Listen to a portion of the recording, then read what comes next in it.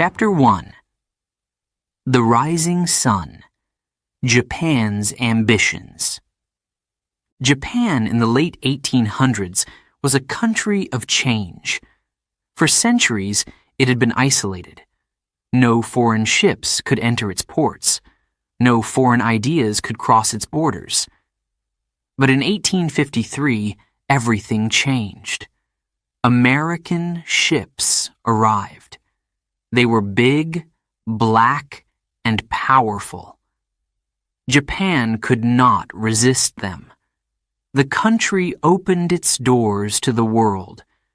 The leaders of Japan were worried. They saw how strong other nations were. They did not want Japan to be left behind. So they made a bold decision. Japan must modernize. It must grow strong, like the Western powers. It was time for a new Japan. Factories were built. Railways spread across the land. The army was trained in new ways. The navy grew with modern ships. Japan was transforming. It was no longer a country of farmers and samurai. It was becoming a nation of machines, cities, and soldiers. The world began to notice. Japan was rising. But there was a problem. Japan was small. It had mountains and forests, but not enough land for farming. Its people needed more food. Its factories needed more materials, like coal, oil, and iron. Japan could not find everything it needed at home. What could it do? The answer was clear to its leaders: expand. Japan's leaders believed they had a mission. They wanted to make their country strong and respected. Some said it was Japan's destiny to lead Asia. Others believed they had to protect their nation from Western powers. If Japan did not grow, it might be crushed by stronger countries. Expansion seemed like the only way forward. In 1894, Japan went to war with China. China was weak, and Japan won. It took control of Taiwan and other territories. 10 years later, in 1904, Japan fought Russia. This time, the world was watching. Russia was a giant, but Japan surprised everyone. Its navy sank Russian ships. Its soldiers won battles. In 1905, Japan became the first Asian country to defeat a European power in modern times. The world was amazed.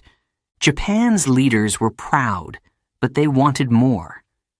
They saw how Western nations built empires. Britain had India. France had Vietnam.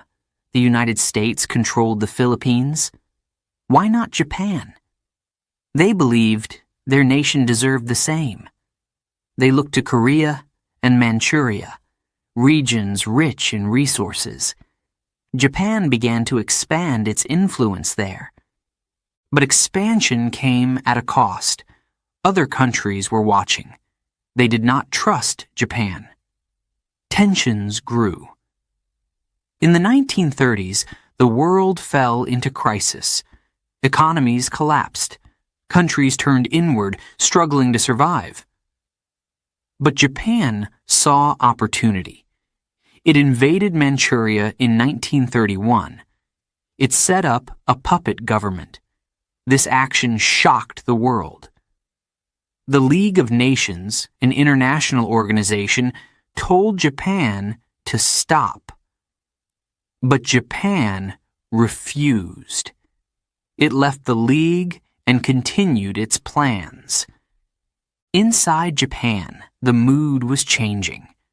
People were proud of their military victories. They believed their country was strong. Schools taught children that Japan was special, that its emperor was divine. The military grew more powerful. Some generals believed Japan could do anything. They wanted to build a great empire across Asia. The people were told that Japan's expansion would bring peace and order. But was this true? In 1937, Japan invaded China again. This time, the war was brutal. Cities like Shanghai and Nanking were attacked. Millions of people suffered. The Japanese soldiers believed they were unstoppable. But resistance grew. The Chinese people fought back fiercely. The war dragged on. Japan's leaders did not expect this. They thought victory would be quick. Instead, the war drained Japan's resources and tested its people. As the 1930s ended, Japan's ambitions were clear. It wanted to dominate Asia. It needed resources to fuel its factories and armies. But Japan's actions worried other nations. The United States and Britain began to act. They placed limits on trade with Japan.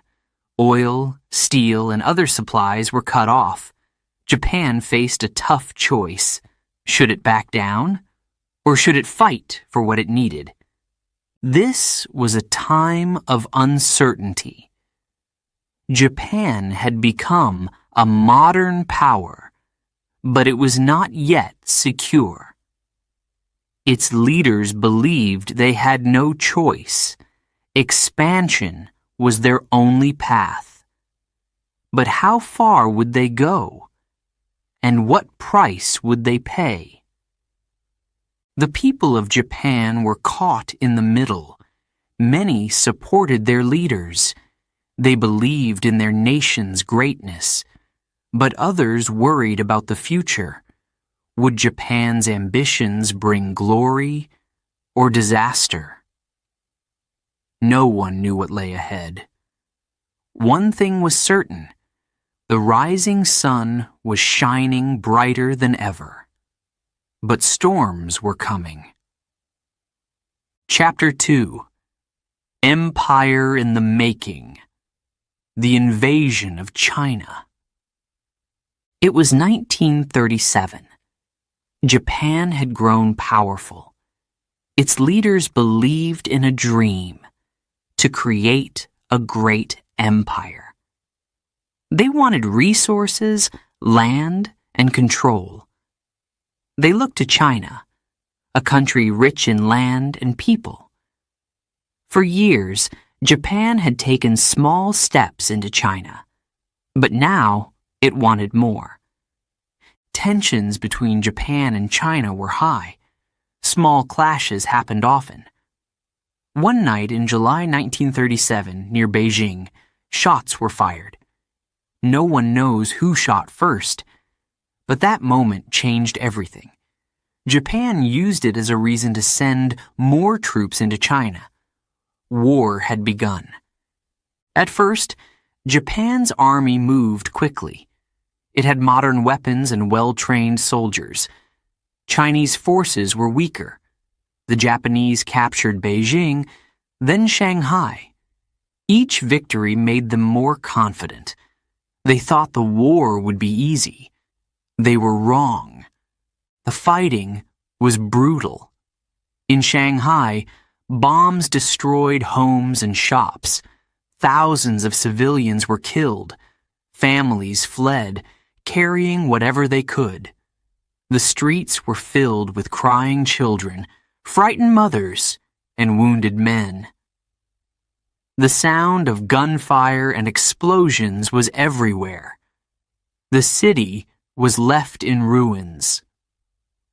Then, the Japanese army marched toward Nanking, the capital of China. The Chinese government had fled, leaving the city defenseless. The Japanese arrived in December. What happened next shocked the world. The Japanese soldiers entered Nanking with no mercy. For weeks they killed, looted, and burned. Over 200,000 people died. Many were civilians, women were attacked, families were torn apart. It was a time of horror and pain. The world called it the Nanking Massacre. Japan's leaders denied the truth, but survivors told their stories. Their voices could not be silenced. At home in Japan, people heard different news. Newspapers and radios spoke of victories. Soldiers were called heroes. Many Japanese believed their country was bringing peace to Asia. But this was not true. The war was creating pain, not peace. In China, the people refused to give up. They resisted in every way they could. Soldiers fought bravely, even when they were outnumbered. Civilians hid Japanese weapons or passed secret messages. The Chinese countryside became a battlefield. Every village, every road, every river was a place of struggle. Japan's army began to face problems.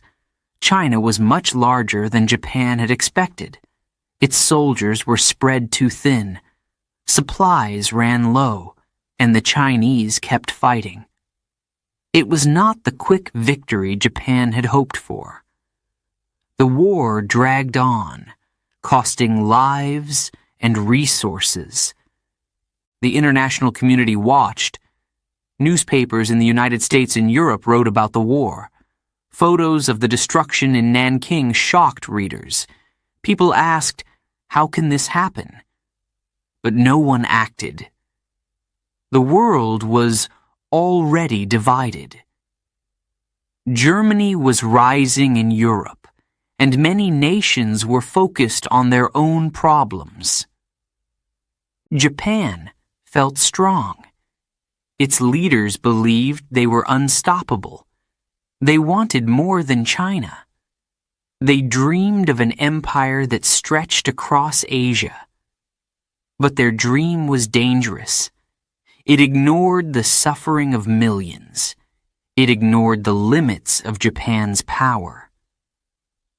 By the end of 1937, Japan controlled many parts of China. But control did not mean peace. Resistance continued. The Chinese people fought back harder than ever. Japan's leaders began to worry.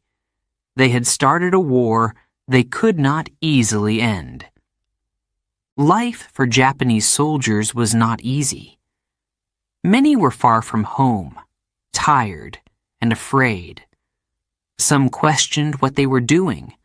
Others were loyal to their leaders and believed in the mission. But as the war dragged on, doubts grew. The victories felt hollow. The losses were heavy. In China, life was even harder. Entire cities were destroyed. Families were separated. Farmers lost their land. Hunger and disease spread. Yet the Chinese people did not give up. They found strength in their struggle. They hoped for freedom and peace. The invasion of China showed the world a new Japan. It was not just a rising power. It was an empire in the making. But this empire came at a terrible cost. It brought death and destruction. It created enemies. It planted the seeds of future conflict. As 1937 turned to 1938, the war showed no signs of ending. Japan had started something it could not control. The dream of a great empire seemed further away than ever. And the world, watching from afar, wondered what would happen next. Chapter 3. Storm Clouds in the Pacific. The year was 1939. War had broken out in Europe. Germany, led by Adolf Hitler, invaded Poland. Britain and France declared war. Soon, the entire continent was fighting. The world watched as battles raged. In Asia, Japan saw an opportunity. Japan's leaders believed they could use the chaos in Europe to their advantage. Western powers like Britain and France were distracted. Their colonies in Asia seemed vulnerable. Japan thought it was the perfect time to expand its empire further. But there was one problem: the United States. America was a powerful nation. It had a strong navy in the Pacific and large colonies, like the Philippines. Japan and the United States were already tense. Both nations wanted influence in Asia. Both were preparing for a possible conflict. The two countries began to exchange warnings. Japan wanted to keep expanding, but the United States said no. America worried about Japan's growing power. It started to cut off supplies to Japan. Oil, steel, and rubber, all essential for Japan's military, were stopped. Japan felt cornered. The tension grew even more when Japan joined an alliance with Germany and Italy in 1940. The three countries called themselves the Axis powers. Together, they promised to help each other. If one was attacked, the others would fight back. Japan believed this alliance made it stronger, but it also made the United States more cautious. Would Japan use this alliance to start a war in Asia? In 1941, Japan's leaders faced a difficult choice. They wanted to keep growing their empire. But they also knew that fighting the United States would be risky. Japan did not have the same resources as America. Its leaders wondered, could they win such a war? To prepare for any conflict, Japan's army and navy began to plan. They trained their soldiers. They built more ships and planes. They studied America's weaknesses. The mood in Japan was tense, but determined. Many people believed their country was destined to lead Asia. They were willing to fight for that dream. The United States also prepared. President Franklin D. Roosevelt watched Japan carefully. He did not want war, but he knew it might come. The American Navy strengthened its bases in the Pacific. Troops were sent to protect places like Hawaii and the Philippines. Both nations were waiting. It felt like a storm was building. As the months passed, the situation grew worse. Japan needed oil to power its tanks and planes. Without it, their military could not fight. But the United States refused to lift its embargo. Japan's leaders became desperate. Some wanted to negotiate. Others wanted war. The debate was fierce. In secret meetings, Japan's military made a bold plan. If they had to fight the United States, they would strike first. They would attack quickly, hoping to destroy America's ability to fight back. It was a gamble, a dangerous one. But Japan believed it was their only chance. Meanwhile, life in Japan was changing. Factories worked day and night to build weapons. Soldiers trained endlessly. Propaganda filled the streets and schools. Children were taught to be loyal to their country. Many people were proud of Japan's strength. But others were afraid. They worried about what war might bring. In America, people were also anxious. The United States had not joined the war in Europe yet. But many Americans felt it was only a matter of time. News of Japan's aggression in Asia made them uneasy. Would the United States be drawn into another world war? The alliance with Germany and Italy made Japan feel powerful, but it also created enemies.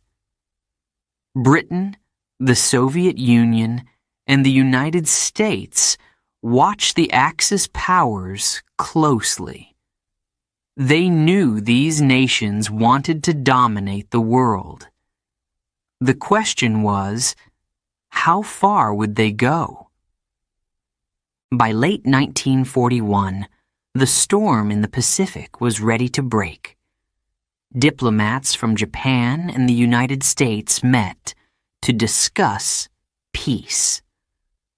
But the talks went nowhere. Neither side would back down. Japan's leaders decided they had waited long enough. They would act. The people of Japan did not know what was coming. Soldiers whispered about secret missions. Generals met behind closed doors. Ships and planes were moved into position. The tension in the air was almost unbearable. Everyone felt that something big was about to happen. On the other side of the ocean, the American people went about their daily lives. They listened to the radio, worked in factories, and tried to enjoy life.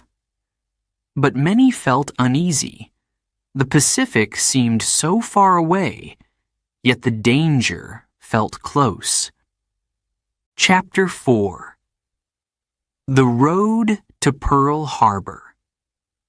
The year is 1941. Japan stands at a crossroads. Its leaders are under pressure. The United States has cut off vital supplies. No oil, no steel, no rubber.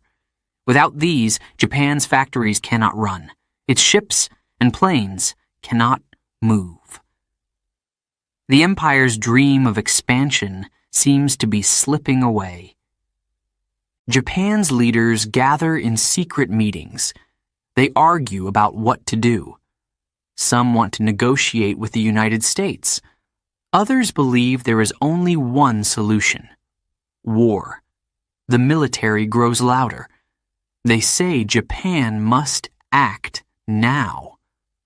Waiting, they warn, will make things worse. Prime Minister Hideki Tojo listens. He is a military man, strong and determined. Tojo agrees with the generals. He believes Japan must strike first. It is a risky decision, but he thinks it is the only way to secure Japan's future. The choice is made. Japan will go to war. The plan is bold and dangerous. Japan cannot fight the United States directly for long. The American Navy is large and powerful. But what if Japan destroys that navy before the war begins? What if it catches America by surprise? The generals believe this is the answer. They create a plan to attack Pearl Harbor, a U.S. naval base in Hawaii. The planning is done in secret. Only a few people know the details. Japan's best pilots are chosen for the mission. Ships and planes are prepared quietly. Messages are sent in secret codes. The Japanese people know nothing of what is coming. Even some soldiers are unaware of the full plan. The leader of the attack is Admiral Isoroku Yamamoto. He is a brilliant strategist, but he is also cautious. Yamamoto knows the risks. He understands the power of the United States. "We can win for 6 months," he says, "but after that, I cannot promise success." Still, he follows orders. He knows his duty. In Japan, life goes on as usual. Factories work day and night. Soldiers train. Children play in the streets. But under the surface, Tension is growing. War feels close, but no one knows when or where it will begin. The Japanese fleet sets sail in late November. It includes 6 aircraft carriers, battleships, and destroyers. They move quietly across the Pacific Ocean. The fleet stays hidden, avoiding other ships. The sailors are told to remain silent. No radios, no signals. They are heading for Hawaii. Back in Japan, diplomats continue to talk with the United States. They try to keep America distracted. The negotiations are a cover. Japan does not want the U.S. to suspect anything. But time is running out. The attack is planned for December 7th. At Pearl Harbor, life is peaceful. The sailors and soldiers enjoy the warm weather. Many are relaxing. They do not expect trouble. It is a Sunday morning and the base is quiet. Ships are docked in rows. Planes are parked neatly on the airfields. Everything seems calm. But far away, the Japanese fleet is preparing. The pilots gather for their final briefing. They are given maps of Pearl Harbor. They learn their targets, the battleships, the airfields, the oil tanks. They are told to strike quickly and with full force. There can be no hesitation. The pilots write letters to their families. Some are nervous, others are excited. They believe they are fighting for Japan's future. They climb into their planes, ready for the mission. The sun begins to rise. The attack is about to begin. The first wave of planes takes off just before 6 a.m. More than 180 aircraft fill the sky. Fighters, bombers, torpedo planes, all heading toward Pearl Harbor. The pilots fly low, staying out of sight. They are silent, focused, and determined. At Pearl Harbor, the sailors and soldiers wake up. Some are having breakfast, others are still sleeping. No one notices the danger approaching. The radar picks up something unusual, but it is dismissed. They think it is a group of American planes. The base remains unprepared. At 7:55 a.m., the first bombs fall. Explosions shake the harbor. Planes dive from the sky, machine guns firing. Ships are hit one by one. The USS Arizona is struck and erupts in flames.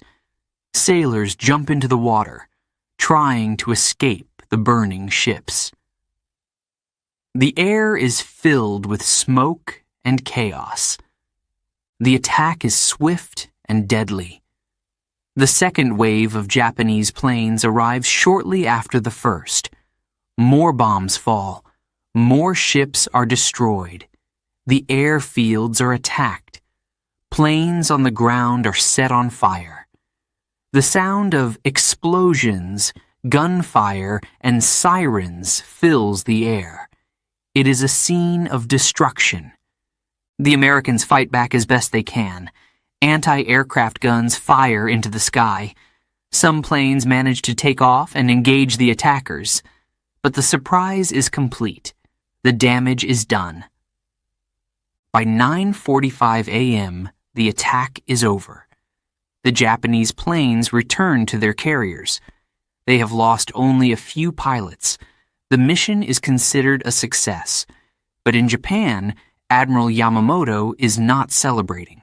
He knows what will come next. "I fear," he says, "we have awakened a sleeping giant." At Pearl Harbor, the damage is devastating. 8 battleships are destroyed or badly damaged. Hundreds of planes are lost. More than 2,400 Americans are killed. It is a day of shock and sorrow. President Franklin D. Roosevelt calls it a date which will live in infamy. The United States declares war on Japan the next day. The attack on Pearl Harbor changes everything. The Pacific is now a battlefield. Japan has taken its first step into a larger war. But what will this decision mean for the nation? Will it bring the glory Japan seeks, or lead to disaster? Only time will tell. Chapter 5. A Day of Infamy. The morning of December 7th, 1941, began like any other in Hawaii. The sun rose over Pearl Harbor. The air was warm and the sea was calm.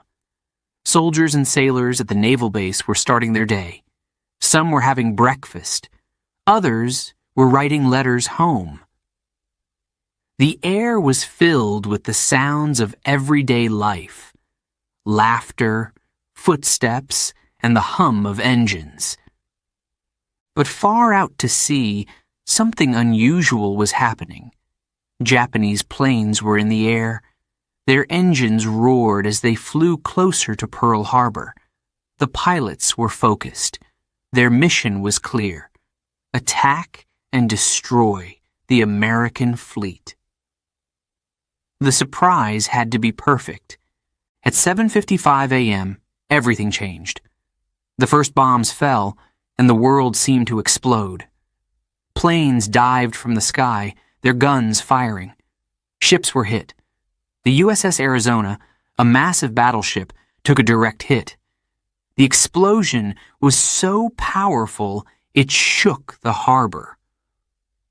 Flames and smoke rose high into the sky.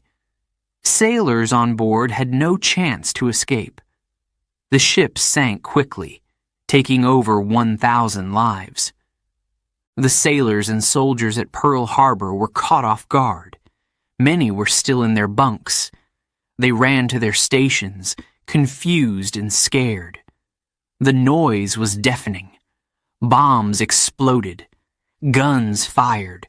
Planes roared overhead. The water turned black with oil from the damaged ships. The air smelled of smoke and fire. Some men jumped into the harbor to escape the flames. The water was cold and full of debris.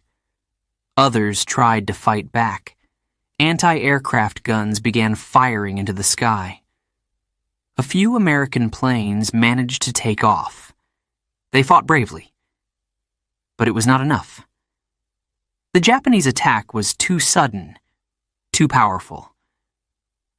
For nearly 2 hours, the chaos continued. The Japanese planes came in waves. Bombs and torpedoes hit ship after ship. The USS Oklahoma was hit multiple times. It rolled over, trapping hundreds of men inside. Rescue teams worked desperately to save them. Some were pulled out alive, but many were not. On the airfields, the destruction was just as severe. American planes were lined up, unprepared for an attack. They were easy targets. Bombs rained down, destroying the aircraft. Explosions echoed across the island. The ground shook. Smoke covered the horizon. By 9:45 a.m., the attack was over. The Japanese planes turned back to their carriers. The harbor was silent, except for the sound of burning ships and cries for help. The damage was devastating. 8 battleships were destroyed or badly damaged. Nearly 200 planes were lost. Over 2,400 Americans were dead. It was a day of sorrow and shock. Word of the attack spread quickly. Radios across the United States reported the news. People could not believe it. "Pearl Harbor has been attacked," they said. Families listened in horror, worried for their loved ones. How could this happen? Why was the country not prepared? Questions filled the air, but there were no answers. In Washington, President Franklin D. Roosevelt received the news. He was calm but determined. His face showed the weight of the moment. He knew what this meant. The United States was now at war. That evening, he began writing a speech to address the nation. The next day, December 8th, Roosevelt stood before Congress. His voice was strong and clear. He called December 7th a date which will live in infamy. He described the attack, the lives lost, and the destruction. He asked Congress to declare war on Japan. The vote was nearly unanimous. The United States was now fully involved in World War II. Across the country, people were angry. They wanted revenge. Young men lined up to join the military. Factories began working around the clock to build ships, planes, and weapons. America was waking up, ready to fight. The attack on Pearl Harbor had united the nation. In Japan, the news of the attack was met with celebration. The military believed they had achieved a great victory. They had destroyed much of the American fleet. They felt powerful and unstoppable. Soldiers and citizens cheered, confident that Japan would now control the Pacific. But not everyone in Japan was celebrating. Admiral Isoroku Yamamoto, the man who planned the attack, was worried. He knew the United States was strong. The attack had been successful, but it had also awakened a giant. Yamamoto feared what would come next. "I fear," he said, "we have only awakened a sleeping giant and filled him with a terrible resolve." At Pearl Harbor, the survivors began to pick up the pieces. The wreckage was overwhelming. Ships lay in ruins. Oil covered the water. The smell of smoke lingered for days. Families mourned the loss of their loved ones. Sailors worked tirelessly to rescue those who were trapped. Some were found alive, but many were not. Despite the destruction, there was hope. The American aircraft carriers, the most important ships in the Navy, were not at Pearl Harbor during the attack. They had been out at sea. This gave the United States a chance to rebuild and fight back. The war in the Pacific was just beginning. December 7th, 1941, changed the world. The attack on Pearl Harbor brought the United States into World War II. It was a day of tragedy, but also a turning point. The American people were now united in a common cause. They were ready to defend their country and fight for freedom. For Japan, the attack was a gamble. It gave them a temporary advantage, but it also brought a powerful enemy into the war. The events of that day set the stage for a long and brutal conflict. The Pacific would soon become a battlefield, with battles fought on land, sea, and air. The story of Pearl Harbor is one of bravery, sacrifice, and resilience. It is a reminder of the cost of war and the strength of the human spirit. As the smoke cleared and the world moved forward, one thing was certain. The events of December 7th would never be forgotten. Before we begin, Chapter 6, a quick note for our listeners. You're currently listening to this audiobook on Woo English. Remember, This content is specially made for Woo English listeners only. If you're hearing it on any other channel, it may be a violation of Woo English's rights. Please ensure you're tuned into the right source to fully enjoy and respect this audiobook journey. Now, let's continue the story. Chapter 6. The Empire Expands. After the attack on Pearl Harbor, Japan's military moved quickly. They had a plan to dominate Asia and the Pacific. Their leaders believed this was Japan's time to rise. The empire expanded like never before. In December 1941, Japan attacked multiple places at once. They struck the Philippines, a colony of the United States. They bombed airfields and harbors, destroying American planes and ships. Soldiers landed on beaches, pushing the defenders back. The fighting was intense, but Japan's army was strong. By early 1942, they controlled the Philippines. At the same time, Japan turned its eyes to Southeast Asia. British-controlled Malaya and Singapore became targets. Singapore was known as an impenetrable fortress. It seemed impossible to capture. But Japan's soldiers were prepared. They moved through the jungles, surprising the British forces. They used bicycles to travel quickly, avoiding main roads. By February 1942, Singapore fell. It was a shocking defeat for the British. Victory after victory followed. Japan took over the Dutch East Indies, now Indonesia. These islands were rich in oil and other resources. Japan's leaders celebrated. The empire was growing stronger. From Burma in the west to the islands of the Pacific, Japan seemed unstoppable. Everywhere the Japanese army went, people were afraid. Their soldiers had a reputation for being fierce and disciplined. They marched into cities and towns, often using brutal tactics.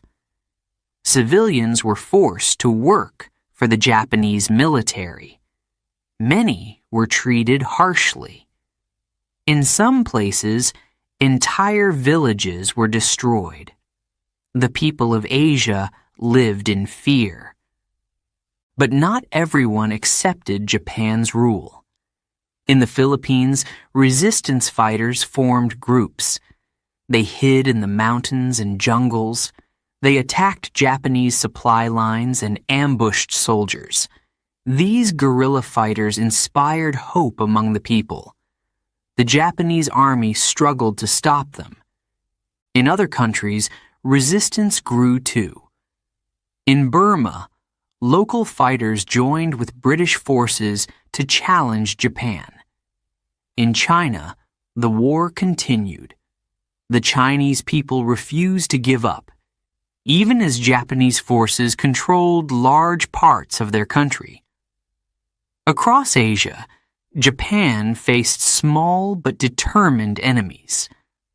At sea, the Japanese Navy was powerful.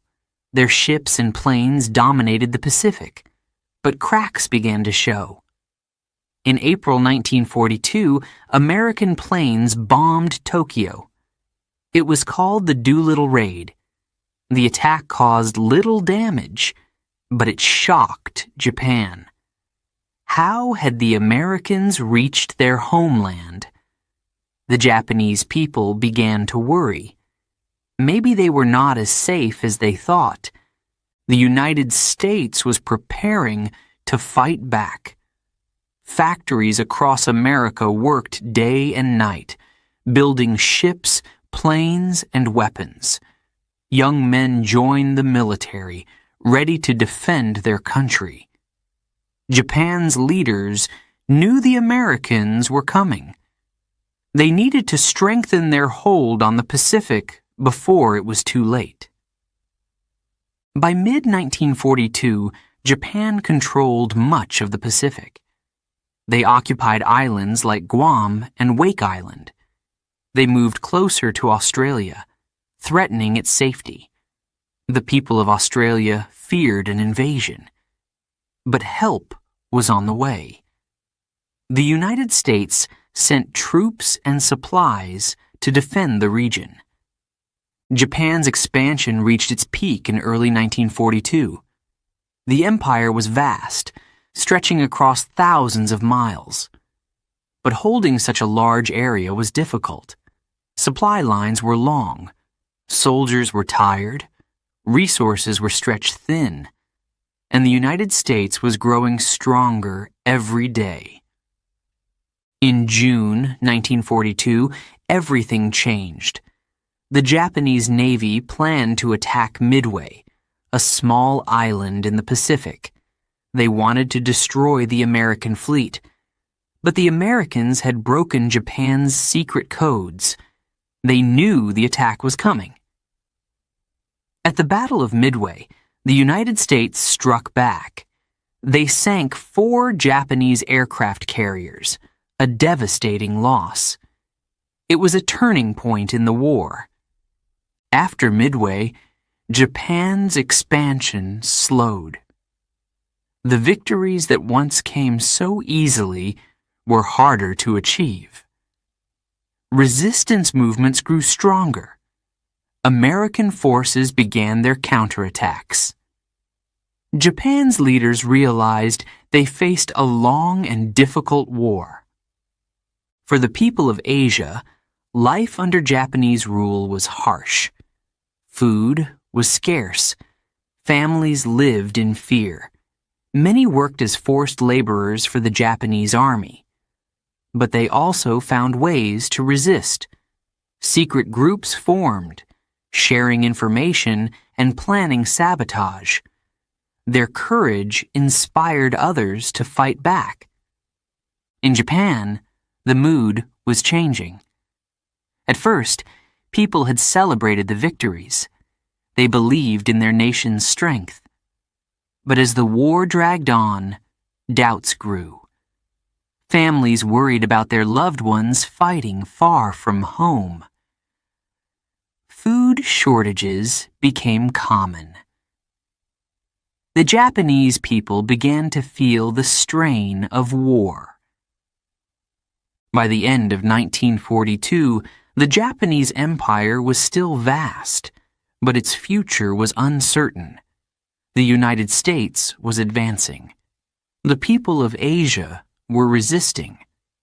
Japan's leaders faced a choice: continue their fight for dominance or find a way to end the war. But surrender was not an option for them. Not yet. The empire had grown quickly, but could it last? Japan's soldiers and sailors were brave and determined. Their leaders were confident, but cracks were showing. The once unstoppable empire now faced challenges from all sides. The tide of the war was beginning to turn. Chapter 7. Turning the Tide, Midway. In June 1942, the Pacific Ocean was calm. But beneath the surface, tension was growing. Japan's navy, once unstoppable, prepared for a bold strike. Their target was a small island called Midway. It was an important base for the United States. If Japan captured Midway, it could control the Central Pacific. Admiral Isoroku Yamamoto led the Japanese plan. He believed the Americans would not expect such an attack. He wanted to lure their navy into a trap. Japan had 4 powerful aircraft carriers. These carriers had been victorious at Pearl Harbor. Yamamoto thought they would secure another victory. Confidence was high. But Japan did not know one important fact. The Americans had broken their secret codes. U.S. intelligence officers worked tirelessly, listening to Japanese messages. They discovered the plan. Admiral Chester Nimitz, the leader of the U.S. Pacific Fleet, prepared a counterattack. The Americans were ready. On June 3rd, Japanese ships moved toward Midway. They carried planes, bombs, and thousands of soldiers. The Japanese believed their attack would be a surprise, but the Americans were already watching. U.S. planes from Midway flew out to strike first. They caused little damage, but showed Japan that the battle would not be easy. The morning of June 4th, 1942, was clear and bright. Japanese planes launched their first attack on Midway. Bombs fell on the small island. Buildings burned. Runways were damaged. The defenders fought back bravely. Anti-aircraft guns roared. Pilots scrambled to their planes. Midway was still standing. While Japanese planes attacked the island, their carriers prepared for another wave, but they were vulnerable. They did not know that American carriers were nearby. The U.S. had 3 carriers, USS Enterprise, USS Hornet, and USS Yorktown. They launched their planes in silence. The battle was about to begin. The first American planes to attack were torpedo bombers. They flew low over the water, heading straight for the Japanese ships. The Japanese defenses were strong. Fighter planes and anti-aircraft guns filled the sky with bullets. One by one, the American bombers were shot down. It seemed hopeless. But then, something incredible happened. As Japanese fighters focused on the torpedo bombers, another group of American planes appeared. These were dive bombers, flying high above. They came down suddenly, like hawks attacking their prey. The Japanese carriers were caught off guard. In just minutes, the U.S. dive bombers changed the course of the battle. Bombs hit 3 Japanese carriers, Akagi, Kaga, and Soryu. Explosions tore through the ships. Fires spread quickly. The carriers, full of fuel and planes, became infernos. Sailors jumped into the sea to escape the flames. The Japanese were stunned. Their powerful carriers were destroyed. Only one Hiryu remained. But it was not enough. Hiryu launched planes in a desperate counterattack. They hit the USS Yorktown, causing heavy damage. The ship fought bravely, but eventually sank. Even so, the U.S. still had 2 carriers to continue the fight. American planes found Hiryu later that day. Dive bombers struck again. The last Japanese carrier was destroyed. The battle was over. Japan had lost 4 carriers, more than 300 planes, and many experienced pilots. The United States had turned the tide of the war. For Japan, the Battle of Midway was a disaster. It was their first major defeat. The loss of carriers and pilots weakened their navy. They could no longer attack as boldly as before. Japan's leaders were shocked. Their plans for expansion had failed. The empire's momentum was broken. In the United States, news of the victory spread quickly. It gave the American people hope. For months, they had been on the defensive. Now, they believed they could win. Factories worked harder than ever. Soldiers trained with renewed determination. Midway showed that the Japanese Navy was not invincible. the battle also changed Japan's strategy. After Midway, they focused on defending their empire instead of expanding it. They built strongholds on islands like Guadalcanal and Iwo Jima. They hoped to make it difficult for the United States to advance. But the Americans were determined. They would not stop until Japan was defeated. The sailors and pilots who fought at Midway became heroes. Many of them never returned home. Their bravery and sacrifice shaped the course of history. For both nations, the battle was a turning point. It marked the beginning of Japan's decline and America's rise. The ocean at Midway was calm again after the battle. But beneath the waves, the wreckage of ships and planes remained. It was a reminder of the cost of war. Thousands of lives were lost in those few days. The world would never forget the Battle of Midway. As the United States prepared to push forward, Japan faced a long and difficult fight. The empire had been shaken. The tide of war was turning, and the future was uncertain.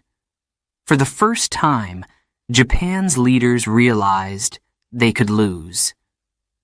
The battle had changed everything. Chapter 8. The Long Retreat. By late 1942, the tide of the war was turning against Japan. The Battle of Midway had been a crushing defeat. The Japanese Navy was weakened. The United States and its allies were growing stronger. Japan's empire, once expanding rapidly, was now under threat. The Allies began to fight back. Their first target was Guadalcanal, a small island in the Pacific. Japanese forces had built an airfield there. This airfield could be used to attack Allied ships and planes. The United States could not allow it to remain in enemy hands. In August 1942, U.S. Marines landed on Guadalcanal. The jungle was thick and humid. The ground was muddy and the air buzzed with insects. It was a difficult place to fight. Japanese soldiers were hidden in the trees and caves. They were skilled at jungle warfare. The Marines knew this would not be easy.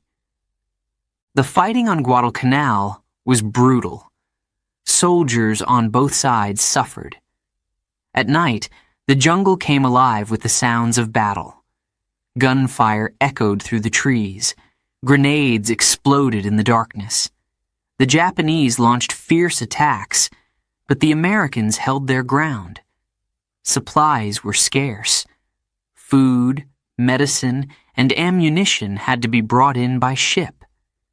Many men became sick with malaria. Others were wounded and needed care. Yet, the Marines did not give up. In the seas around Guadalcanal, the battle continued. Japanese and American ships clashed in deadly naval engagements. Planes from both sides fought in the skies above. The waters turned red with blood and oil. Ships burned and sank, taking hundreds of sailors with them. The struggle for the island was fierce.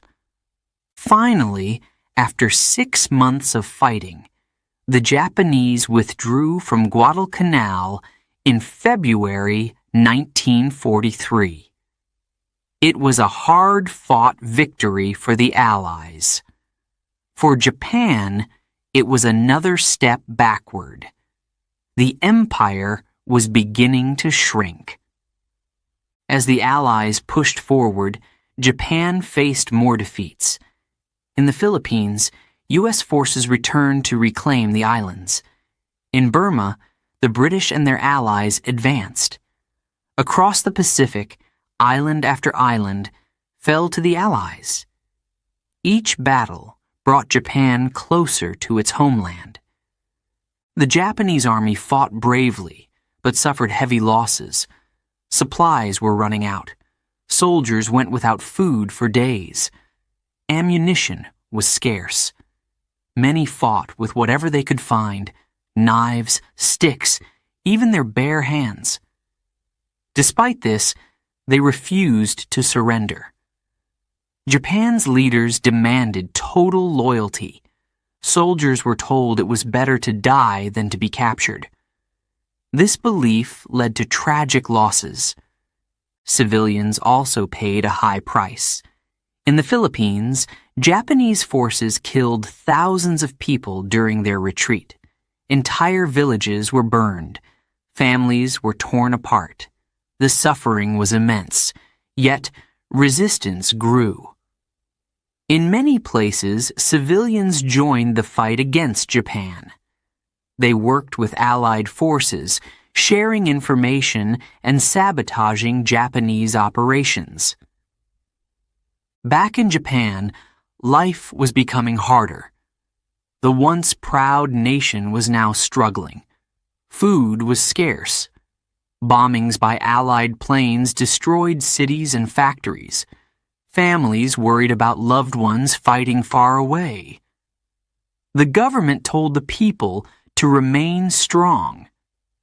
Propaganda filled the streets and airwaves. It promised victory, but many began to doubt. In the Pacific, the Allies adopted a strategy called island hopping. They attacked key islands while bypassing others. Each victory brought them closer to Japan. The fighting grew more intense. On islands like Saipan and Iwo Jima, battles lasted for weeks. The Japanese defended every inch of land. Civilians were caught in the middle. Many chose death over capture, jumping from cliffs or hiding in caves. The jungle fights continued to be some of the most brutal. On New Guinea, Australian and American forces faced tough conditions. The jungle was thick, the terrain rough. Soldiers climbed mountains and crossed rivers. Japanese forces, though outnumbered, used the jungle to their advantage. It was a fight for survival. Despite their losses, Japan's leaders refused to surrender. They believed in their divine mission to protect the emperor and the nation. Surrender, they thought, was dishonorable. They demanded that soldiers and civilians fight to the end. This belief made the war even more painful. By 1944, the Allies were closing in. The Japanese Navy was nearly destroyed. The Air Force had few planes left. The Army was spread thin across Asia and the Pacific. Yet, Japan fought on. Pilots became kamikazes, flying their planes into Allied ships. These suicide missions shocked the world. They showed Japan's desperation and determination. For the Allies, victory was in sight, but it came at a high cost. Thousands of soldiers were killed or wounded in each battle. Ships were sunk. Planes were lost. The war in the Pacific was long and difficult. The jungle, the heat, and the enemy made every step forward a challenge. By the end of 1944, Japan was in retreat on all fronts. Its empire was shrinking. Once, it had seemed unstoppable. Now, it was struggling to survive. The people of Japan faced the reality of war. Bombs fell on their cities. Food was harder to find. Families mourned the loss of fathers, sons, and brothers. The dream of empire was slipping away. Yet, Japan's leaders did not give up. They prepared for the final battles. They believed they could still protect their homeland. Soldiers were ordered to defend every island to the last man. Civilians were told to be ready to fight. The war was far from over. The long retreat showed the strength and determination of both sides.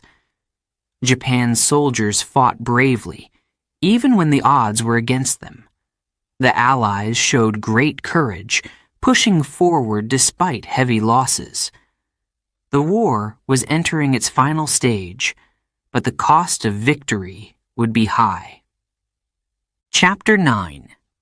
Home Front Hardships. By 1944, life in Japan had changed. The war was no longer just something happening far away. It had come to the cities, towns, and villages. Bombs fell from the sky, food was scarce, and families lived in fear. The once proud empire was struggling, and ordinary people were paying the price. At first, the Japanese people had supported the war. They believed in their leaders. They trusted the military. News of victories filled the newspapers. Posters on the streets told them to stay strong. But as the war dragged on, hope began to fade. The bombings started slowly. At first, only military targets were hit, but as the Allies grew stronger, the attacks became more frequent and more destructive. Entire neighborhoods were destroyed. Wooden homes burned quickly. The skies were often filled with smoke. Sirens wailed, warning people to take cover. Children ran to bomb shelters, holding tightly to their mothers' hands. The worst came in 1945, when American planes began using a new type of bomb, fire bombs. These bombs caused massive fires. Tokyo was hit the hardest. One night in March, the city was set ablaze. The flames spread quickly, destroying homes, schools, and shops. Thousands of people died. Families were separated in the chaos. Many never found each other again. Food was another challenge. Japan had relied on imports for much of its food, but the Allied blockade made this impossible. Rice, vegetables, and fish became scarce. People stood in long lines to get even a small portion of food. Children grew thin. Mothers gave their meals to their children, even if it meant going hungry themselves. People found ways to survive. Farmers shared what little they had with city dwellers. Families planted vegetables in small gardens. Children gathered wild plants to eat. Yet, hunger was everywhere. The government urged people to endure. They called it gamen, or patience. It became a way of life. Meanwhile, fathers, brothers, and sons were at the front. Soldiers wrote letters home when they could. Their words were often cheerful, but the families knew the truth. Many soldiers would never return. Mothers kept their spirits up for their children, but at night they cried quietly. Each knock at the door brought fear. Was it news of a loved one? Was it the worst news? Schools changed too. Children were taught to be loyal to the emperor and the nation. They learned how to fight, even as young boys and girls. Some practiced with wooden sticks, pretending they were rifles. Others dug trenches to protect their towns. Teachers told them to prepare for invasion. The children obeyed, but they were scared. In the countryside, life was a little easier. The bombings mostly targeted cities. Farmers could grow their own food, though they were required to give much of it to the military. Still, even in rural areas, the war was felt. Planes flew overhead. Soldiers passed through. The fear of invasion was everywhere. For women, the war brought new challenges. Many had to take on jobs that were once done by men. They worked in factories, producing weapons and supplies. They built planes and repaired ships. Their hands became rough, their backs sore. Yet, they were proud to help their country. They worked long hours, often with little rest. Some women became nurses, caring for the wounded. Hospitals were overcrowded. Supplies were limited. The injured soldiers told stories of the battles they had faced. Some were sad, others hopeful. The nurses listened, offering comfort where they could. Despite the hardships, the Japanese people showed incredible resilience. They supported each other. Neighbors shared food and shelter. Communities came together to rebuild after bombings. Children played games, even among the ruins. Families sang songs to keep their spirits up. The people endured. The government continued to urge the people to fight on.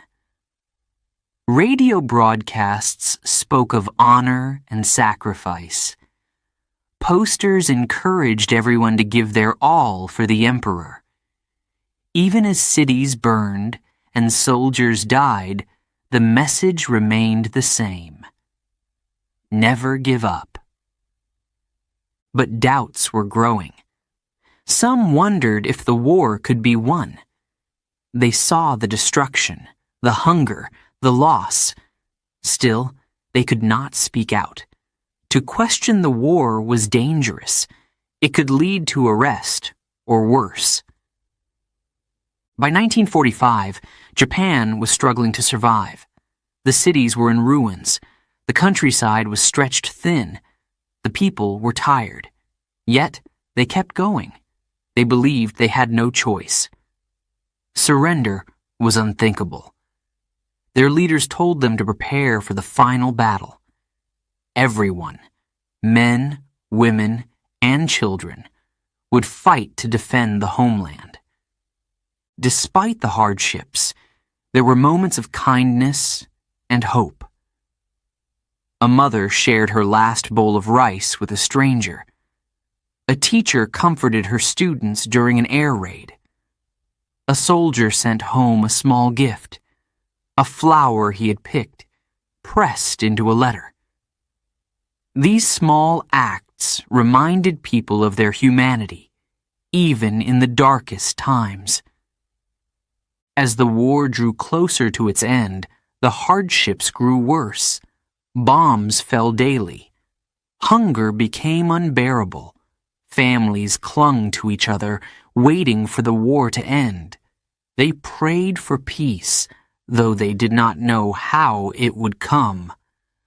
Life on the home front was a story of suffering, but also of strength. The Japanese people endured more than most could imagine. They faced fear, hunger, and loss. Yet, they found ways to survive. They showed courage in the face of danger. Their resilience became a symbol of their spirit. Chapter 10. Fire from the Sky, Hiroshima and Nagasaki. It was August 1945. The war in the Pacific had raged for years. Japan was weak.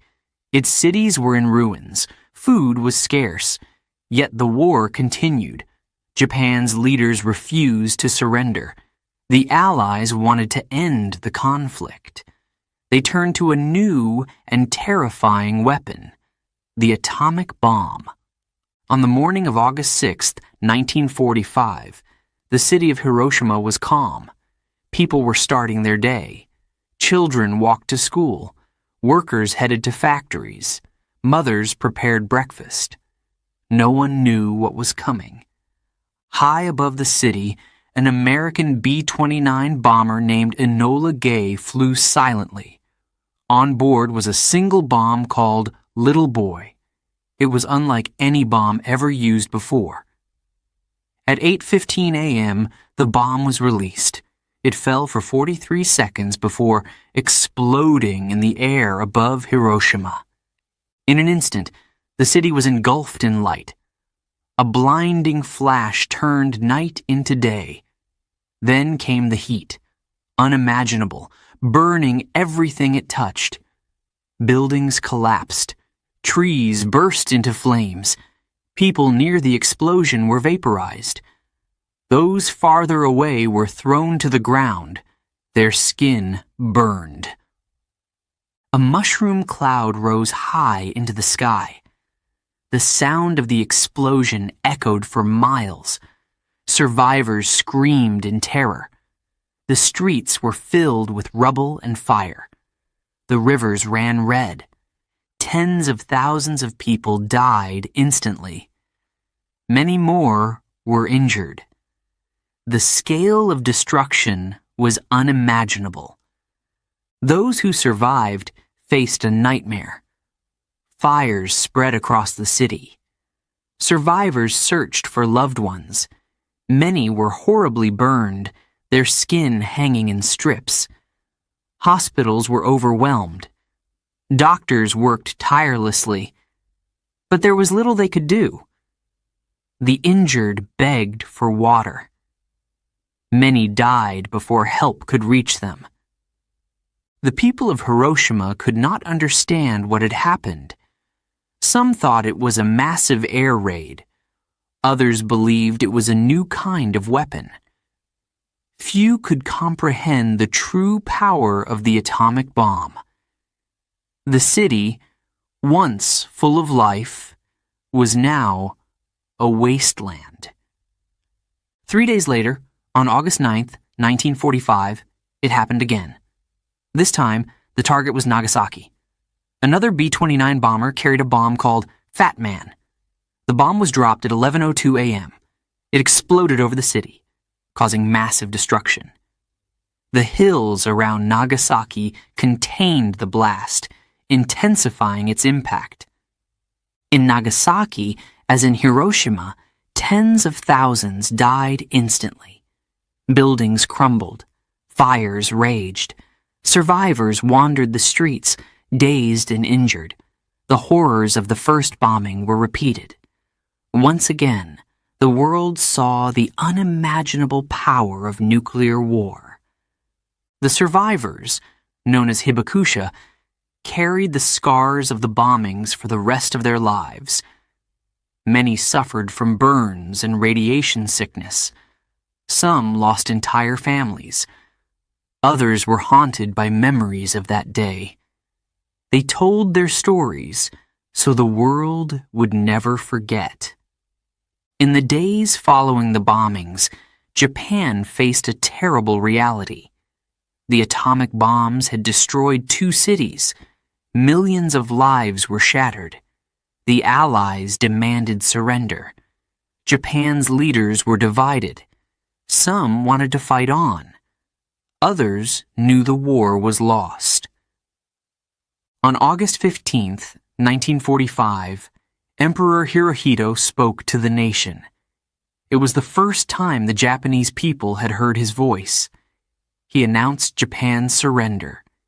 His words were solemn and heavy. He described the bombings and the suffering they had caused. The war was over. The atomic bombings of Hiroshima and Nagasaki changed the world. They showed the devastating power of nuclear weapons. They ended the war but left a legacy of pain and loss. survivors carried the message, never again. Their voices reminded the world of the horrors of war. For Japan, the bombings marked the end of a dark chapter. The country would rise again, but the scars of Hiroshima and Nagasaki would never fade. The memories of those who lived through it remain a powerful reminder of the cost of war and the hope for peace. Chapter 11. The War Ends. Surrender and Reflection. By August 1945, Japan was in ruins. Its cities were bombed. Its people were hungry. The military was broken.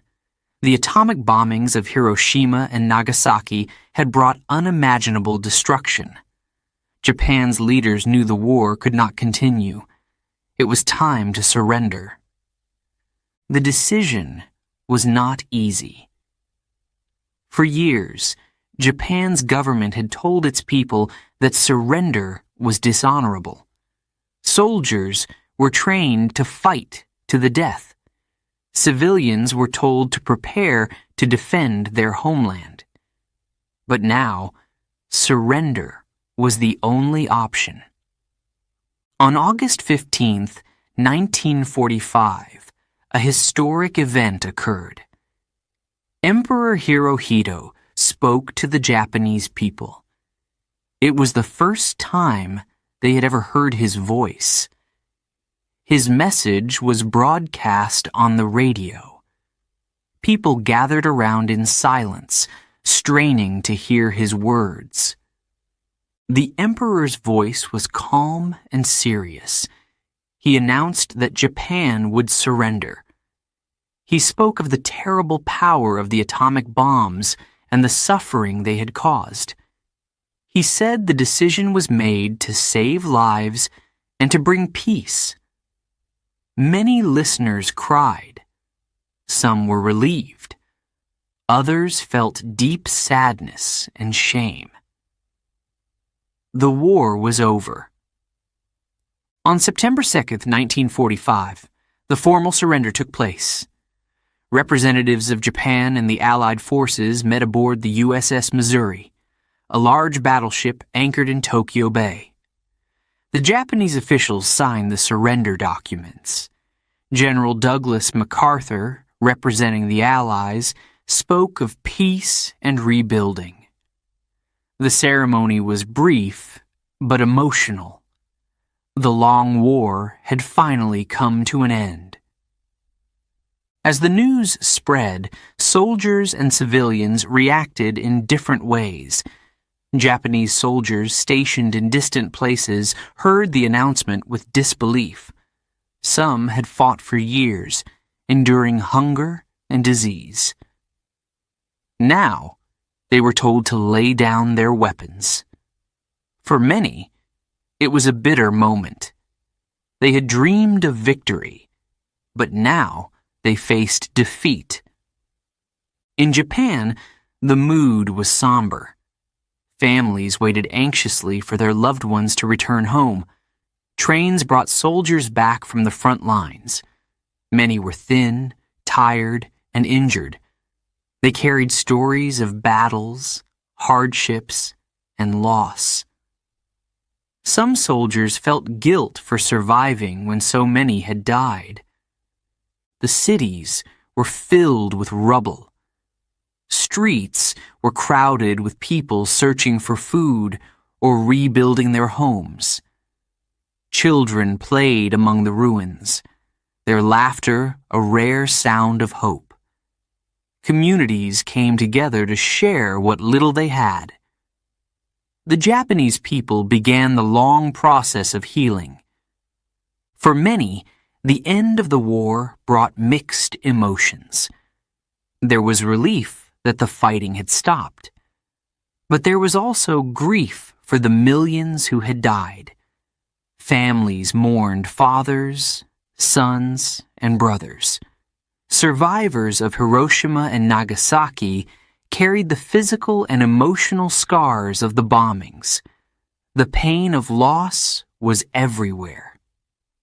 As Japan faced its defeat, the Allies began their occupation of the country. American soldiers arrived in Japan, not as enemies, but as overseers of peace. General MacArthur led the effort to rebuild Japan. He worked to create a new government, one based on democracy. The Japanese people were unsure at first.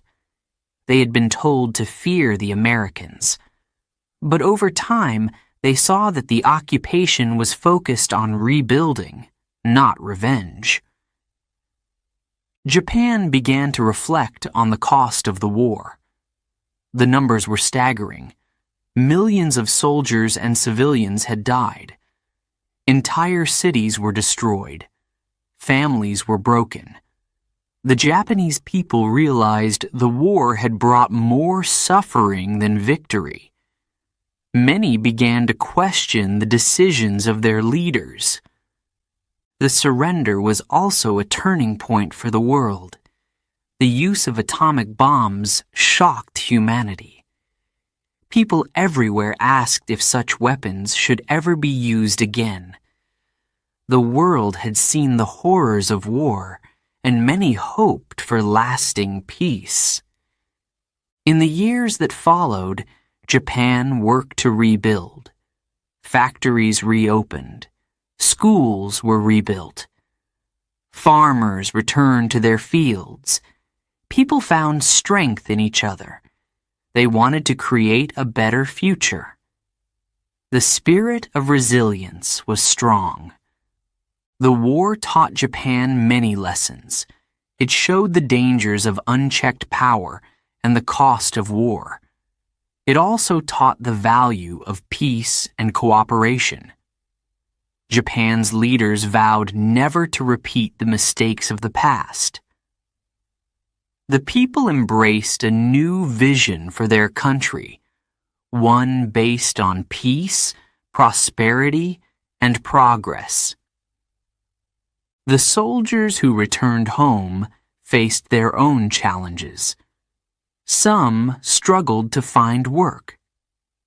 Others carried memories of the battlefield. But they were welcomed back by their families and communities. The war had ended, and now life had to go on. The emperor, once seen as divine, became a symbol of unity for the people. His decision to surrender had saved millions of lives. While many still revered him, others began to see him as a man, not a god. This marked a significant change in Japanese culture and society. For the Allies, Japan's surrender was a victory, but it was also a responsibility. The world had changed forever. The war showed the need for nations to work together to prevent future conflicts. The creation of the United Nations was one step toward that goal. The story of Japan's surrender is one of loss, but also of hope. The war had taken so much, but it also showed the strength of the human spirit. The Japanese people endured unimaginable hardship, yet they found the courage to rebuild. Their resilience became a symbol for the world. As the war ended, Japan looked to the future. It was a time of uncertainty, but also of possibility. What would the future hold? The people of Japan did not know, but they were ready to face it together, determined to rise from the ashes. Chapter 12. Rising from the Ashes, A New Japan. When the war ended in 1945, Japan was in ruins. Its cities were destroyed. Factories were silent. Families struggled to find food and shelter. The nation had lost everything. but its people had not lost hope. From the ashes of war, Japan began to rebuild. The work was not easy. Bombed-out cities like Tokyo, Hiroshima, and Nagasaki were unrecognizable. Homes were gone. Roads were blocked by rubble. But the people did not give up. They cleared the streets, brick by brick. Neighbors helped each other. Communities came together, determined to start over. The Allied occupation brought changes. General Douglas MacArthur led the effort to rebuild Japan. He worked with Japanese leaders to create a new constitution. This document promised democracy, equality, and peace. For the first time, women were given the right to vote. The Japanese people embraced these changes. They wanted to build a better future. In the years after the war, Japan's economy began to grow. Factories reopened, producing goods for export. Farmers returned to their fields, planting crops to feed the nation. Schools were rebuilt, and children returned to their studies. Education became a priority. The people believed knowledge would help them succeed. One of Japan's greatest strengths was its spirit of resilience. Families worked hard to rebuild their lives. Parents took extra jobs. Children helped in small ways. Everyone contributed. Even those who had lost everything found the courage to move forward. The government also played an important role. It focused on rebuilding infrastructure, roads, railways, and factories. With help from the Allies, Japan started to recover. New industries grew, from electronics to automobiles. The country was changing, step by step. By the 1950s, Japan's economy was improving. The world began to notice. Japanese companies, like Sony and Toyota, became symbols of innovation and quality. Japan's products were exported around the world. This economic success became known as the Japanese miracle. But the journey was not just about rebuilding cities and factories. The Japanese people had to heal. Many had lost loved ones. Survivors of the bombings in Hiroshima and Nagasaki carried deep scars, both physical and emotional. Yet, they found ways to move forward. Their stories inspired others. They became voices for peace. The lessons of the war were not forgotten. Japan's new constitution renounced war. The people committed themselves to peace. They focused on creating a nation that valued education, culture, and innovation. The painful memories of the past became a reminder of the importance of harmony. The 1960s brought even more change. Japan hosted the 1964 Summer Olympics in Tokyo. It was a proud moment for the nation. The world saw a new Japan, modern, peaceful, and vibrant. The event symbolized Japan's recovery and its place on the global stage. Art and culture also flourished. Writers, filmmakers, and artists shared stories that reflected Japan's past and present. Traditional arts, like tea ceremonies and calligraphy, remained important. At the same time, new ideas from around the world influenced Japanese culture. The nation became a blend of old and new. As Japan grew, its cities transformed. Tokyo became a bustling metropolis, full of skyscrapers and neon lights. Bullet trains connected the country, making travel faster and easier. Rural areas also developed, with new schools, hospitals, and industries. Japan's success was not just about wealth. It was about the strength of its people. They showed the world what could be achieved through hard work, unity, and determination. They took pride in their accomplishments, but remained humble. They remembered the sacrifices of those who had come before them. Education played a key role in Japan's rise. Schools taught not only knowledge, but also values like respect, discipline, and teamwork. Children learned the importance of contributing to society. These lessons shaped a new generation, ready to lead the country into the future. The Japanese people also became leaders in technology. Scientists and engineers created innovations that changed the world. From advanced robotics to groundbreaking electronics, Japan became a global leader in innovation. This progress brought jobs, opportunities, and pride. By the 1970s, Japan was one of the strongest economies in the world. Its influence grew in trade, culture, and technology. Tourists from around the globe visited to see the beauty of Mount Fuji, the bustling streets of Tokyo, and the historic temples of Kyoto. Japan had become a symbol of resilience and progress. Despite its success, Japan did not forget its past. Memorials were built to honor those who had suffered during the war. Museums in Hiroshima and Nagasaki educated visitors about the horrors of nuclear weapons. These places became reminders of the importance of peace. Japan's rise was not without challenges.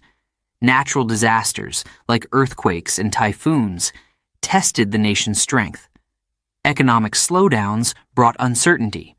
But each time, the Japanese people responded with courage and unity. They rebuilt, adapted, and continued to move forward.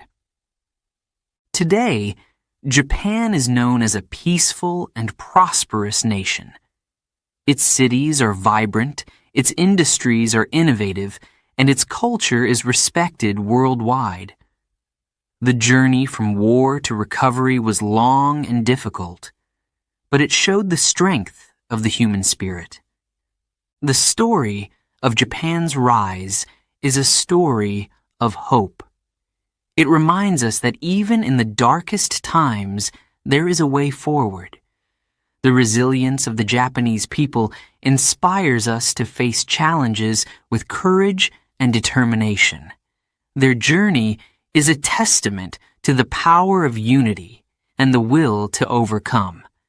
As this chapter ends, we are left with a powerful lesson.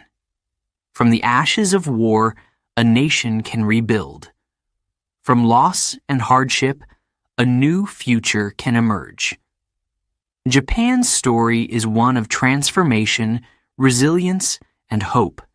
It is a story for the world.